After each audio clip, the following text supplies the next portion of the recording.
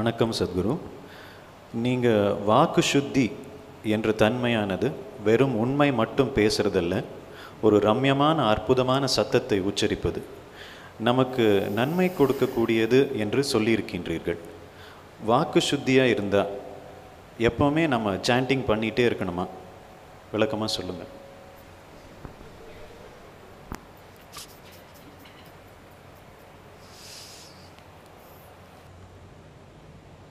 Speech is a special gift to a human being.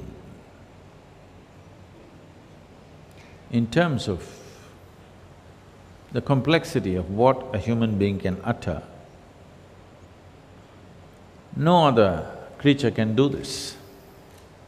Well, an elephant can trumpet louder than us. It can have you paralyzed. If it comes and trumpets anywhere near you, it'll have you paralyzed just with sheer sound. A lion can roar, birds can do so many things. But no creature is capable of coming out with the complexity with which we can utter. The languages were consciously created so that simple utterance of the language will purify the system. Sanskrit language was created like this. So most of us probably are speaking in English language most of the time. Of all the… not necessarily of all the languages, compared to the Indian languages, the vernacular languages, or compared to Spanish or Latin or even Chinese or whatever, English language has the minimum range of sounds, very minimum. This is why, right from your birth, if you're speaking only English language, you find it so difficult to utter some other mantra or some other language, because you're using a very minimum range of expression. So the more minimalistic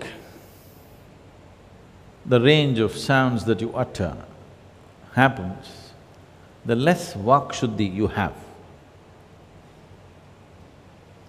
So now you have to fix it by a certain active awareness and volition. One is the sound, another is the intention of the sound. You can say "Hey" out of great love, or you can say "Hey" out of something else. Now, both of them will not produce the same impact on the system, because the volition of the action is the important or the major part of the karmic process is in the volition, not in the action. Similarly, major part of the karma is in the volition, not in the sound. But if the sounds were scientifically structured, as in the mantras and in Sanskrit language, then even without much awareness, if you utter, still you would benefit, simply because of the nature of the arrangement of sounds.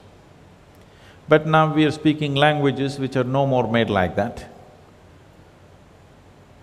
So it is best to handle it with intention. I think many times I have told you about this lady who came out of a concentration camp during the World War II, and she took a vow, you know. So just took a vow, if I speak to somebody now, if this happens to be my last, it could be. If this happens to be my last words to this person, how I would utter this? Like that I will utter to whoever I speak. It's a fantastic way of fixing your vak shuddhi. Vak shuddhi means cleansing the sounds that you utter.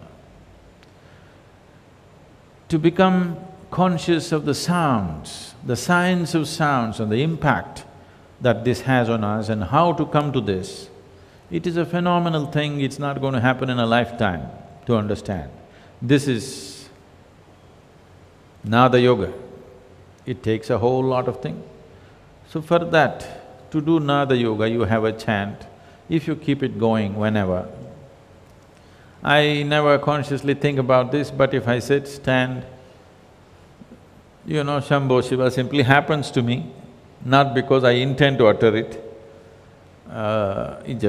My breath just takes that form. It is not happening just because I sit in a program or I am doing something important or not important. You can just bring it into your life like that. A lot of people have decided to use filthy words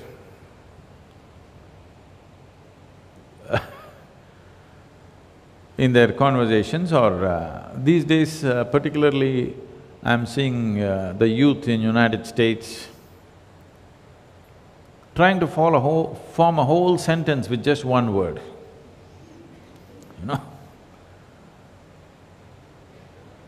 I see a whole lot of people in India also